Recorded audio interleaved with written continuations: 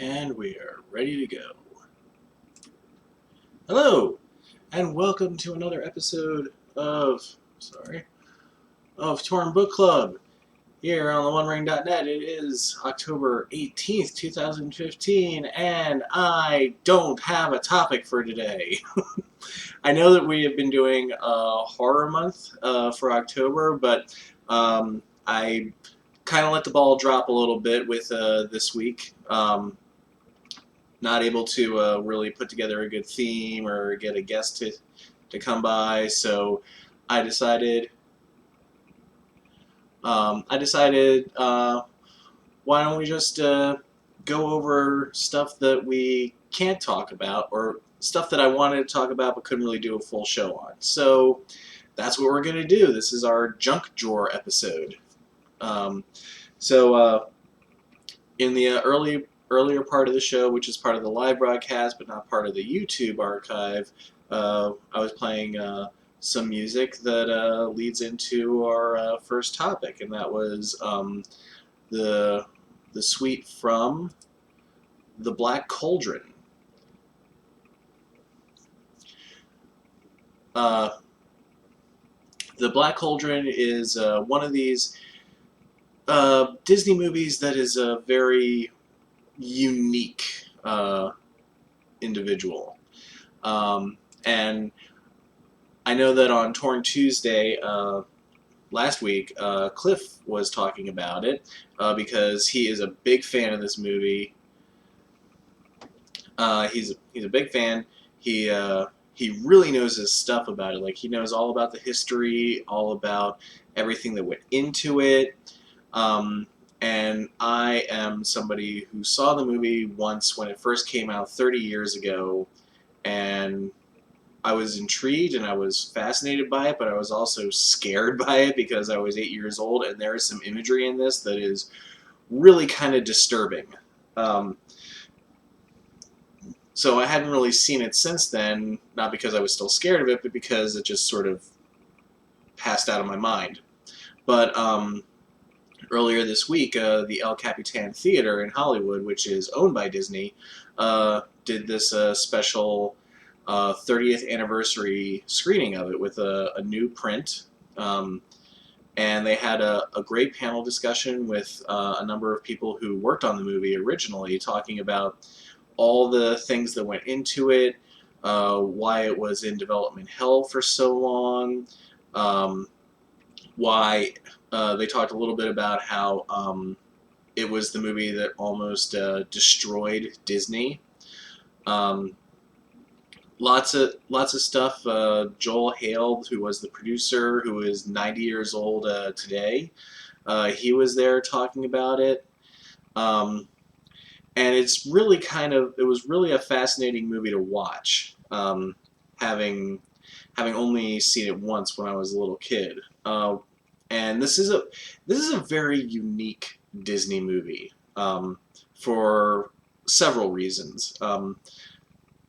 One is that the villain is just a truly scary villain. Let me bring up the poster again. You can see him up there in the top. The Horned King. He was the villain, voiced by John Hurt. And when it comes to Disney villains, they're usually kind of cartoony. They kind of have like just a little bit of a sense of humor to them. They've usually got like a wacky sidekick. Like they're threatening. Like, you can tell that they're the villain, but they're not overly threatening. The only real exception to that being maybe Maleficent. But the Horned King here, like, he is a straight villain. Like, he is played 100% straight. He is scary. He is determined. He has a presence about him that is unlike anything you have ever seen or will ever see in a Disney movie, which is just horror and death. Is like the best way to describe it. Like, he is a truly frightening villain. And like John Hurt doing the voice, he speaks in this very sort of sonorous whisper whenever he speaks, and it's like so terrifying. Arabandi saying he reminded me a little of the Witch King appearance when they showed some concept art of the Horned King on Torn Tuesday. Yeah, like this went through a lot of different concept art phases because it was in development, I think, for like 12 years, or it was in some stage of being made for 12 years, and like to the point where like the entire animation department was actually moved from their offices in Burbank to a warehouse in Glendale to finish the movie. And they had like they showed this nice big group shot of everybody on their last day as they were leaving the Burbank office, and it's a really nice like shot of all the animators who were working on the Black Cauldron. And then one of the guys in the panel pointed out there's another picture which they can't show that was taken right after that of all of them giving the building the middle finger. So unfortunately, they didn't show that one. They can't show that one. That will probably never see the light of day outside of the people who worked on the movie.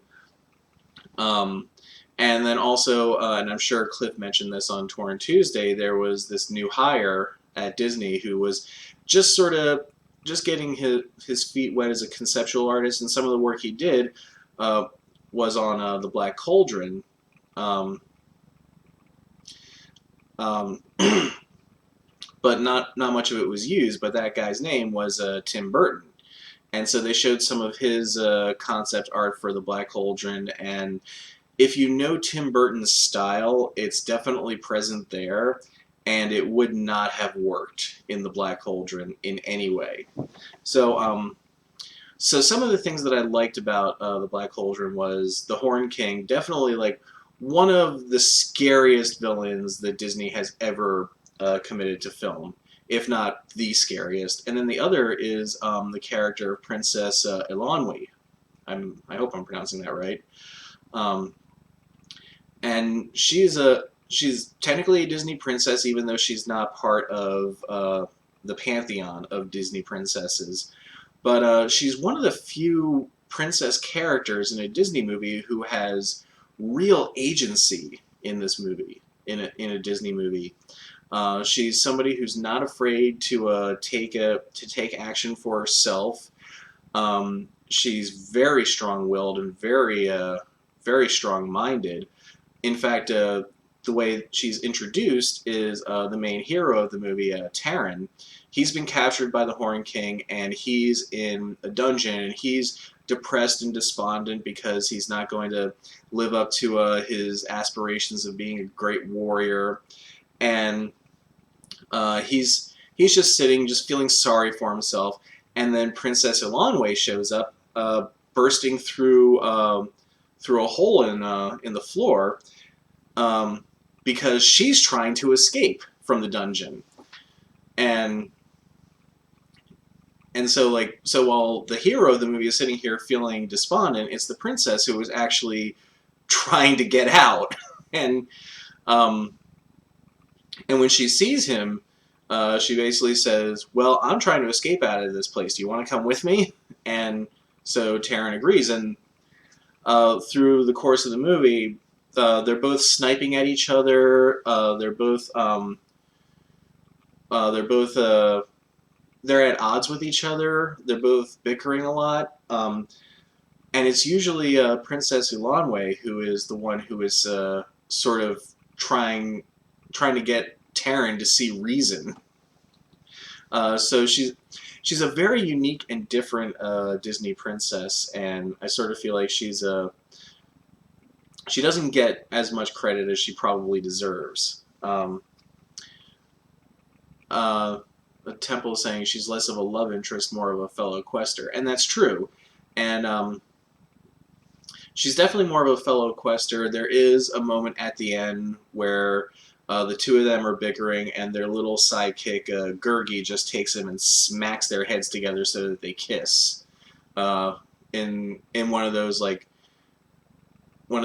people. Oh, a man and a woman arguing together, they must be in love, so like just kiss already. Um, and that's another character who is worth talking about is the character of Gurgi, who is this little sidekick character. He's like a little gerbil teddy bear ferret type creature, um, and he has a very distinctive and very interesting voice. And he also speaks in a way that almost immediately reminded me of Gollum in more ways than one. One is that just the way he speaks whenever he's referring to food, he calls it munchies and crunchies. He speaks in a way that sounds very Gollum-esque. He immediately starts referring to Taran as master, um, and and then he also, I don't want to, okay, I'm going to spoil the ending of the movie for you. It's 30 years old. Um, in order to stop the Black Cauldron from unleashing armies of the undead on the world, somebody needs to willingly sacrifice themselves by throwing themselves into the cauldron. And Gurgi is the one who does it in a scene that is rather similar to the Cracks of Doom scene. Um, and and also Gurgi's voice sounds a lot like what Andy Serkis ended up doing as his Gollum voice. In fact, to the point where I actually remember this, one of the early screenings I went to of The Two Towers, when they first introduced Gollum, I left the theater and I overheard somebody saying, Gollum sounded a lot like Gurgi from the Black Cauldron. And I thought, that's a really random thing to point out. But sure enough, he really does. And I don't know if Andy Serkis has ever said anything about like Gurgi being an inspiration to him, voice-wise, but you definitely hear the similarities. And I think for that alone, like, I would recommend checking this out for Lord of the Rings fans, just to see like this very unique and seemingly random similarity between Gurgi and Gollum. Um, and yeah, so now The Black Cauldron is based on a series of books which I haven't read, called The Chronicles of Prydain by Lloyd Alexander. Um, and I haven't gotten around to reading them yet, mostly because I'm reading so many other things. I do want to read them. One of my friends who I went to the screening with was telling me that they're a pretty easy read, so I will take her word on that. It's 5 books. The Black Cauldron is actually the second book in the series. Um,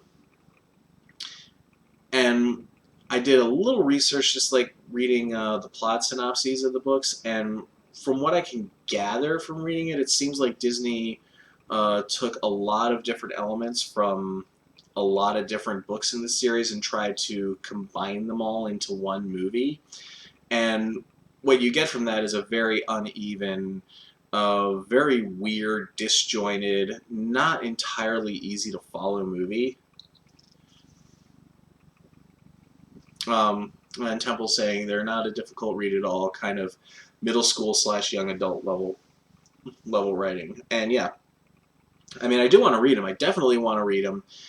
Just didn't have a chance to before we got to air this show. So who knows? Maybe in a little while we'll do another show where we talk about the Prydain Chronicles after I have read them. That would be cool, I think. Because like one of the things I noticed is there's a sword in this movie. It's the sword that Taran takes off of a tomb, and it has these magical properties, and it sort of has a mind and a will of its own. Um, but and but it's almost treated like almost like an afterthought. Like it's almost treated like this is some unique MacGuffin that really goes nowhere. Um, and then reading the plot synopses, I realized this sword actually plays a very prominent role in the series as it goes on. And now one of the things that I did really like were the three witches. They were called the Witches of Morva. And what I like about them is that they bring in this very like old school Fey quality of they work by striking bargains with people, but they're always twisting it, or they're always doing something to sort of get the better end of the deal.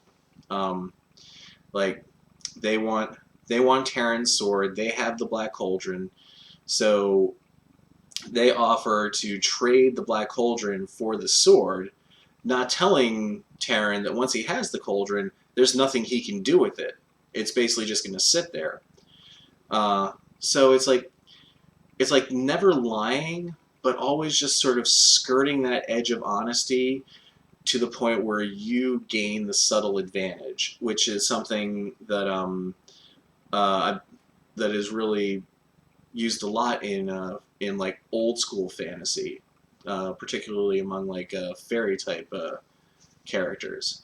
Aravani saying he could cook a stew in it. No, he can't because it contains the spirit of a long dead evil king. So you really can't do anything with it.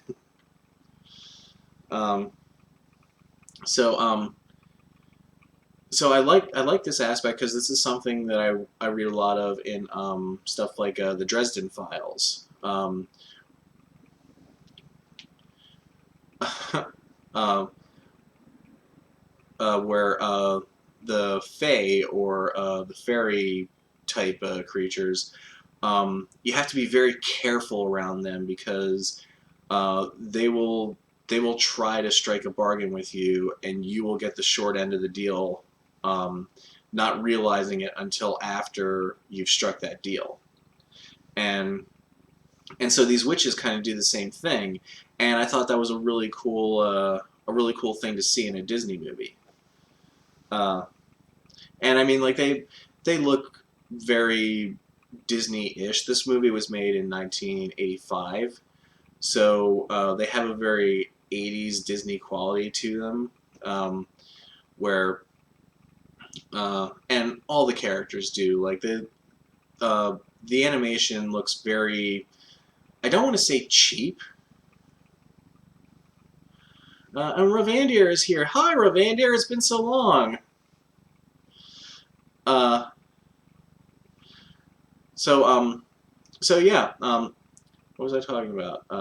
The the Black Cauldron, the witches. Yeah. So the animation style, sort of has like is a very 80s Disney, which is like not very sophisticated. Not it doesn't have the rotoscoping type quality that you would see in like the classic Disney, nor does it have like the more refined qualities that you would see in a 80s in a 90s Disney. Um, so it's like this very middle ground that looks kind of cheap, um, but definitely looks dated.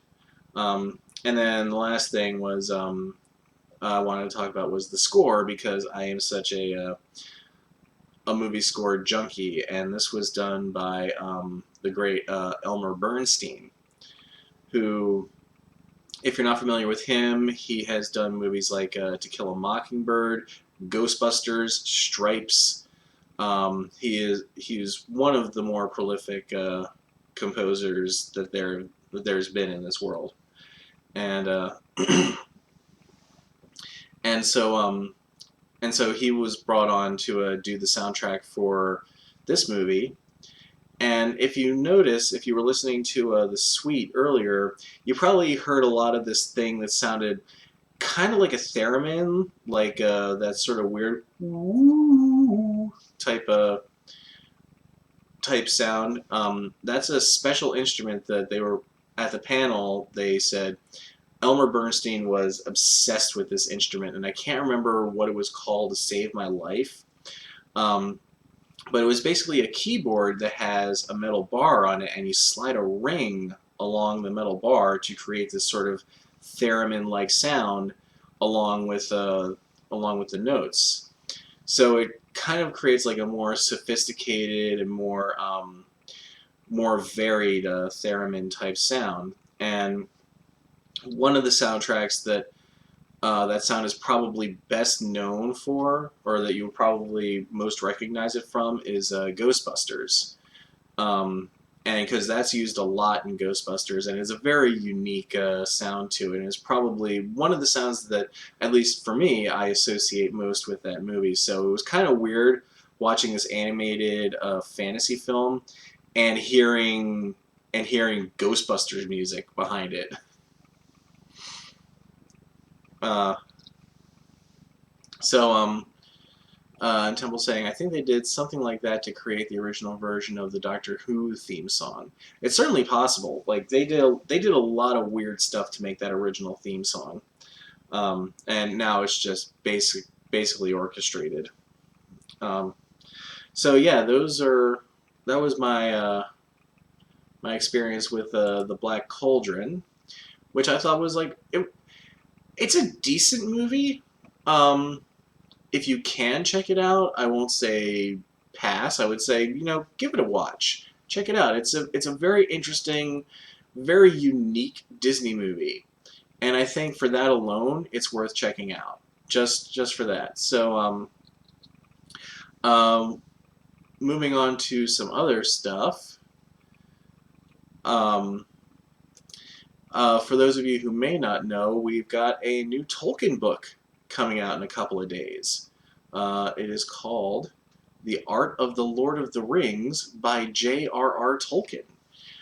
This is a new book that is going to be featuring a lot of pencil sketches and artwork that Tolkien himself did to for The Hobbit and The Lord of the Rings. Um, and and this is the first time that the Tolkien estate has released a lot of this stuff. So that comes out in a couple of days. So I'm looking forward to that. I want to get that one. And we also have another Tolkien book which came out in August, which at some point I do want to read and talk about, the story of Kullervo. So, and this is like an early sort of prototypical version of what would become a Middle Earth story. So it'd be kind of interesting to see like how um, how Middle Earth evolved. At least I would be interested in reading that just from a fan point of view, just to see like the evolution of Middle Earth. So there is new Tolkien on the shelves today in 2015. How crazy is that? I love that. Uh, And I see Simply Smaug is here. Hello, Simply Smaug. And I think you were asking earlier if I was going to talk about the Battle of the Five Armies extended edition, and I am. I did see it. I'm going to talk about it, but not right now. Um, one last thing I want to talk about is, before I get into the Battle of the Five Armies, is a movie review that I meant to do a couple weeks ago, because it's a movie that came out that's based on probably one of my favorite books, one that I've talked about at length on the show, and that is The Martian. I don't know how many of you have seen this movie yet, or how many of you have read the book. I know that we made it the book of the month last December. I've read it 3 times. Went to see the movie, first show, opening day. I was super excited, and I have to say, it is a damn good movie. Um, there are lots of things, and this is probably my own mistake because um, what I did was I read the book. The last time I read the book was probably about a month or 2 months before the movie came out, and I think that's just a little too close because what was happening when I saw the movie was I was paying too much attention to the stuff that was left out or the stuff that was changed. And there is a bit that's left out and changed, but I sort of feel like that was impacting my enjoyment of the movie more than it probably should have or that it had a right to. Um, and Arabandi is saying The Martian has a Tolkien reference in it, and yes, it does. and I can talk about that a little bit. I don't want to spoil too much of it. One of the thing, and so my point here was that my with the book so fresh in my mind, I felt like it didn't allow me to enjoy the movie as much as I probably could have, or I probably should have, because it is a wonderful movie. It is a fantastic movie. Um,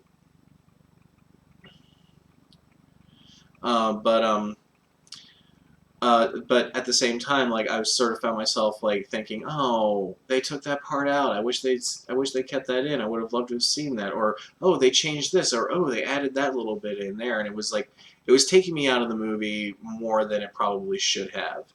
And for that, I feel like I didn't have the best or the most enjoyable experience. But that isn't to say that it's not a good movie. What it basically says is that by reading the book so close to seeing the movie, I kind of sabotaged myself a little bit. Um, but like, but what I want to say, of course, is that the movie is fantastic. If you didn't know better, you would think it was actually shot on Mars. Um, the cinematography is great. The cast is great. The story is great. Um, Simply Smaug is saying the content of the movie interests me, just not a Matt Damon fan, and and that's okay. If you're not a Matt Damon fan, because he is such a major part of this movie, I don't know how much that could impact your enjoyment of the movie, just because he's the main character, so he's in it a lot. I think it's probably one of Matt Damon's strongest performances that he's ever given, um, and I really hope that he he gets. This movie is going to be up for all sorts of awards. That's for sure. Um, but I going to oh, Romandier, the stream died. Oh no, I'm sorry. Did it die for anybody else?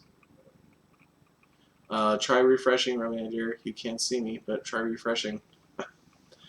um, so back to the adaptation of The Martian. I felt like the first half they did a really good job of uh, like sort of keeping the whole keeping the story going and establishing everything. Um, but the second half I felt was really rushed. And mostly because the second half is where they took a lot out of the book. Um, there are whole sections of the book that aren't in there. There are whole ordeals that the Mark Watney character goes through that aren't in the movie, and so for me it felt rushed just because I was expecting a roadblock that didn't come. Uh, but for somebody who hasn't read the book, it probably flows very nicely. Um, but yeah, I truly enjoyed this movie. I definitely need to see it again. Um, The Martian definitely gets a high praise for me from me, I should say. Go see it. If you're not a Matt Damon fan, I would recommend just maybe checking it out anyway, because the supporting cast is also really strong, and it's got some of the best science you'll see in a movie. Uh, so that brings us to the last topic for today, which is the extended edition of the Battle of the Five Armies. This is this is my final review of The Hobbit, because there is nothing more to talk about at this point. Um, so I went to one of those special screenings that Fathom Events was doing last Tuesday, um, where they basically premiered the extended edition of the Battle of the Five Armies, and And what can I say about this? I didn't like it. I'm sorry. I'm trying to be as diplomatic as I can with this, but I really didn't like this. It had it had good stuff that was added to it. That's for sure. Aravandi saying, so I'm conflicted about how many spoilers I want for the extended edition. I already read some on the message board, but nothing detailed. Okay, so what I'm going to do is I'm not going to get into anything too specific. There were things that I liked. There was uh, there was a scene towards the end that was added, which is the scene that everybody wanted to see, and yes, it's in there, and it's well done. I actually really enjoyed that. There's okay, they're talking in the chat about the movie for Ready Player One, which was another book of the month we did. Yeah, it's a movie. It's going to be based on the book Ready Player One. It's in pre-production now. It's going to be directed by Steven Spielberg. Um, I feel like I think it's going to be probably in the next 2 years. It'll be out. Um, and okay, so back to um, Battle of the Five Armies. Um, Aravandi's saying, I was really miffed they didn't do any backstory on Thranduil's necklace, the jewels that he was going after. Yeah, there were the only backstory we have on that is the flashback in An Unexpected Journey, where we see um, Thranduil offer those jewels up as a gift to Thror, um, and that's it. So so so the stuff that I did like was this final scene towards the end, which is the one that everybody wanted. It's in there. It's done well. There were a couple other scenes. There's a great exchange between Bilbo and Bofur that really like sort of accentuates what I really liked about Bofur, and that was his heart. And like he's somebody who seems to like really care about Bilbo, seems to really care for Bilbo. And there's a really nice scene between the two of them uh, towards roughly a little under halfway through the movie. Um, and then we also have a scene between Gandalf and Radagast where it is confirmed Radagast does give Gandalf his staff.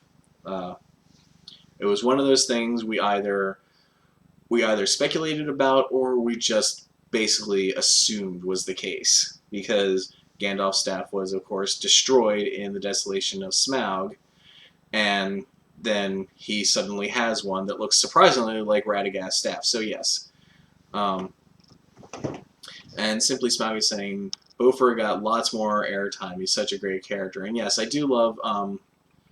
I do like Bofur as a character, and I liked what they added to him in this. It does get into some of the stuff that I didn't like about this, and most of what I didn't like about this was the extensions in the battle itself. Because, first of all, it made the whole thing feel more cartoony and more like a video game than it already did. Um, it didn't really add anything to the movie rather than uh, Aravandi saying, I read spoilers about Biffer and Bomber, won't say what they do though. No, that's good. And that was a decent enough scene, but again, it's very cartoony. It's very over the top. And we see a lot more of the main dwarves actually getting into the action and having a lot of them have their hero moment. Um, but a lot of these are a lot of them are just so incredibly over the top, so much like a video game, so cartoony that like I really found myself like sort of staring at it and going, what on earth am I watching? Um, one of the biggest examples is this one sequence which we got a shot of in one of the early trailers for the Battle of the Five Armies, and that is of this war chariot riding over a frozen river, and uh, and it's the whole sequence. Like, I hate to say it, but it's ridiculous. It's completely ridiculous. It it felt so much like a video game that I was half expecting to see little button prompts for the QuickTime event to pop up when an enemy would suddenly appear out of nowhere. Um, and also, I sort of felt like there was a very wasted noble sacrifice moment. Um,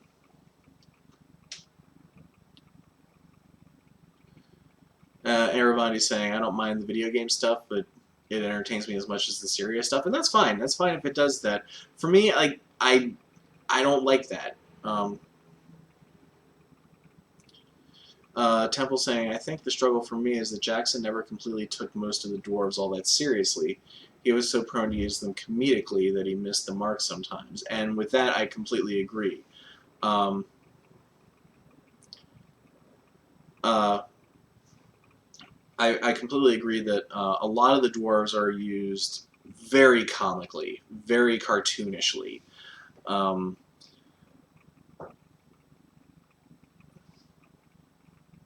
and Rovander saying it did also look like a video game in the trailer, if you ask me. Yeah. Now, all that stuff, like, I'm staring at it, I'm like, okay, this is ridiculous, but one of the parts that really just made me go, why, was at the end of it, you've got the people on the chariot are, Balin is driving it, you've got Dwalin, Keely, and Feely on there operating weapons and operating what is essentially a crossbow machine gun. And they realize they have to go up to the hill. They're not going to make it, so Balin tells them to cut the goats who are driving the chariot loose and ride them up the hill, basically leaving him behind as all these wargs are descending upon them. So basically, you have this sort of noble sacrifice moment with Balin, which I feel is very wasted because we all know that Balin lives. Either because we've seen the theatrical edition and know that he makes it to the end, or we've seen the Fellowship of the Ring, where we already know that he has survived all of this and went to Moria and died there. So we know already that Balin is going to live through this. So having him have this noble sacrifice moment feels completely wasted. Um, because there's there's no there's no risk. There are no stakes there because you know how this is going to play out. Um, and that's the biggest problem when you have these characters being treated so cartoonishly and so comedically. It's hard to take them seriously, and it's hard to really think that there are any real life or death stakes here. Um, and uh, and so like that's what really bugged me about this was now simply Smaug is saying it does flow together better, and with that I do agree. Um, it feels more organic now. It feels more natural. The pacing does now, and that's definitely an improvement. But there's so much of it that is just like Marfles is saying, but why are you complaining about the comedy? Because the comedy felt ill-placed to me. This is supposed to be a big battle. This is supposed to be a fight to the death. And I never felt like there were any real stakes here. I never felt like there was any real risk to life and limb here. We've seen these dwarves through the course of this trilogy survive all sorts of crazy, death-defying odds over and over and over again. Um, and it's a and okay, so Marfels is saying, wasn't it Tolkien's first intention to entertain kids? Yeah, that's true. But I I don't feel it works very well here. Um, the comedy is so over the top, and it's so broad based. Um, and the battle is supposed to be where all the comedy stops, and we really like have a strong, where things are really at risk. And for me, I never felt like there was anything at risk in the Battle of the Five Armies. Um, and for that, like it really diminished the quality of the movie for me, and it diminished the quality of the trilogy because it didn't pull everything together. It didn't wrap everything up uh, in a very tidy way. Now we do have a much stronger ending with like I'll just say it, Thorin's funeral. We do get that scene, and it wraps everything up very much more tidily. Um, we there's more closure. Um,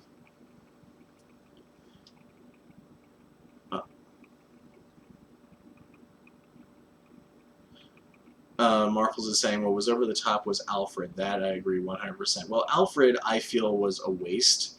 I feel like you could remove Alfred from these movies entirely and not change a dang thing. Um, and we only have one extra scene with Alfred, and it is completely ridiculous. Um, and it also completely undercuts what was supposed to be what I felt could have been a really good hero moment for Gandalf. And instead, we get this very goofy, ridiculous scene with Alfred. Um, so, uh, so yeah, I was not a fan of that. Um, and Temple saying Alfred really felt like a filler character, shame because it seems like a waste of Gage's ability, and that's true because Ryan Gage is a very good actor, and for this, like he was basically playing for comedy. Like I hate to say it, but he's almost the Jar Jar Binks of this trilogy. Um,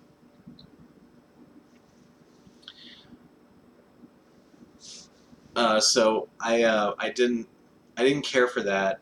We didn't need that closure with Alfred. It's certainly not in the way it happens. I did like that we had more closure with Thorin, more closure with Bilbo and the dwarves. Um, it made it feel like it was an ending. Uh,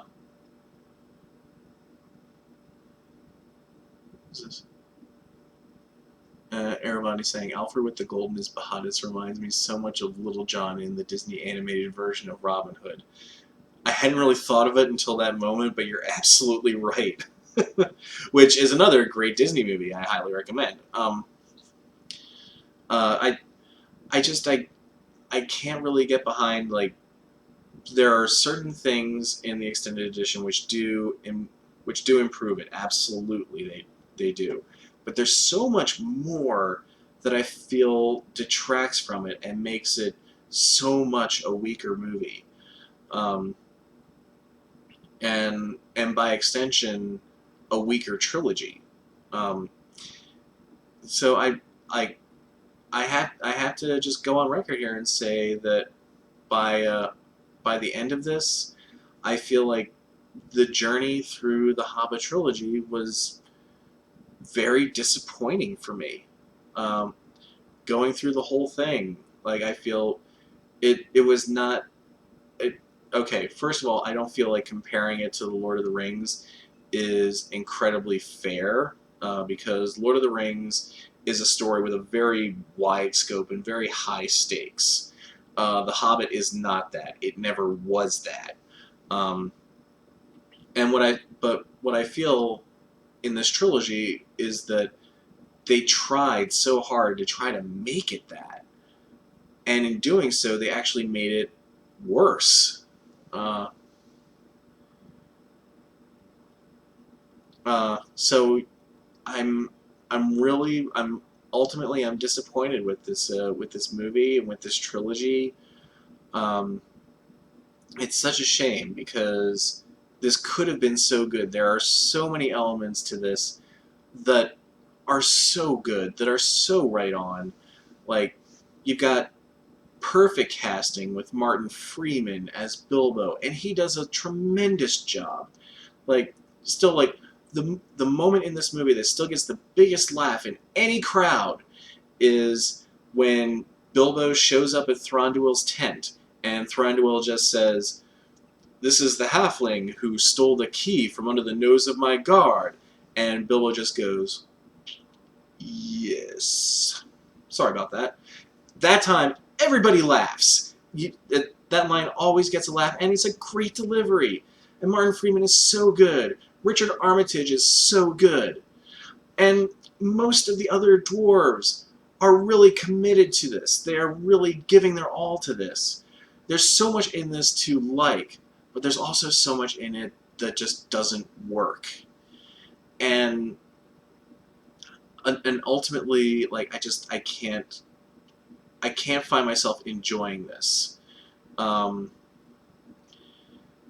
I can't find myself enjoying it as much as I want to, because if it were just like a straight bad movie where it's just like wall to wall bad, I'd be like, well, you know, you get what you pay for. But with this, it's like it's so close to being good.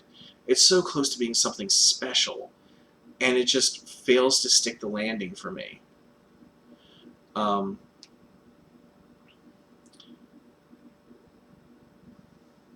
Marples is saying, I think PJ was pressured. At least I want to think that. I can't believe all that trash came straight from his mind.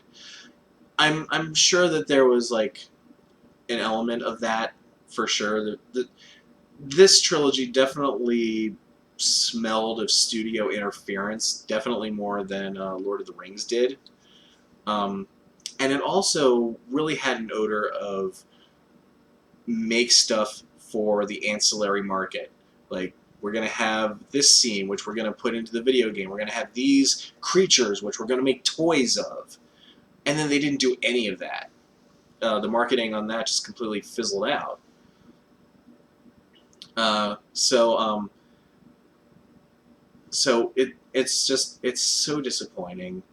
Um, Having said that, of course, like, I'm probably still gonna buy it on Blu-ray just so that I have the complete set. Like, even though I never watched them, I've got the Star Wars prequels on Blu-ray because I had them. Because I had to get them because I had to have the complete set because I'm weird that way. So yeah, even though I didn't really like this movie, I'm still gonna get it just so that I have it. And maybe in a few years, after some time has spent away from it, maybe I'll sit down and watch the trilogy again. Maybe it'll improve with time. Maybe it won't. I really don't know. But for me, as of this moment, as of right now, I'm very disappointed in this. I'm very disappointed in this extended edition and in this trilogy. Um, and yeah, that's a I know it's kind of a downer, but yeah, that's what I have to say about the Battle of the Five Armies, and that's kind of that's how I'm gonna leave it. That's gonna be my final review on the Hobbit, on anything the Hobbit. We're gonna move on from there. Uh, Everybody's saying, "You're not weird, Josh. It's a geek thing." Grabs all the collectible things. Good to know that I'm in good company here. Um, uh, so yeah, that's gonna bring us to the end of the show, and it's also gonna bring us to the end of me talking about the Hobbit movies, pretty much for a good long while until I don't know. Maybe at some point we'll do a big read of the Hobbit the same way we did a big read of the Silmarillion. Uh, and So yeah, I'm gonna leave it there. Our book of the month for October is 14 by Peter Clines.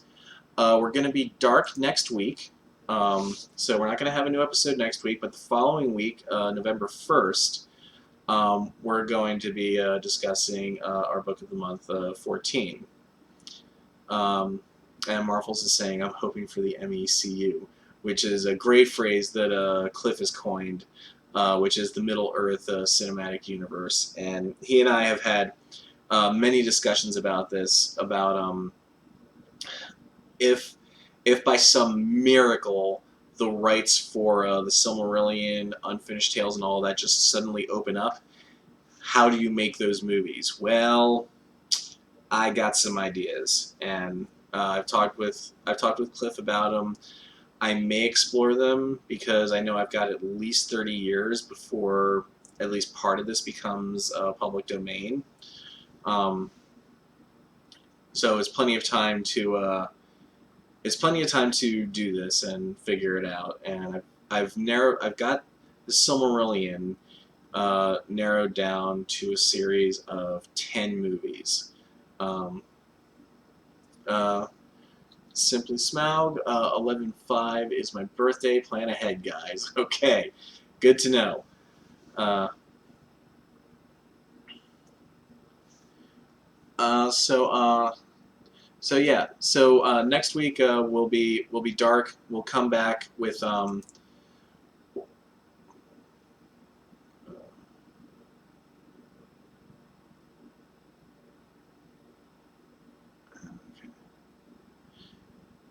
yeah. So we'll be back on November 1st to discuss 14 by Peter Clines, which is our book of the month. Um,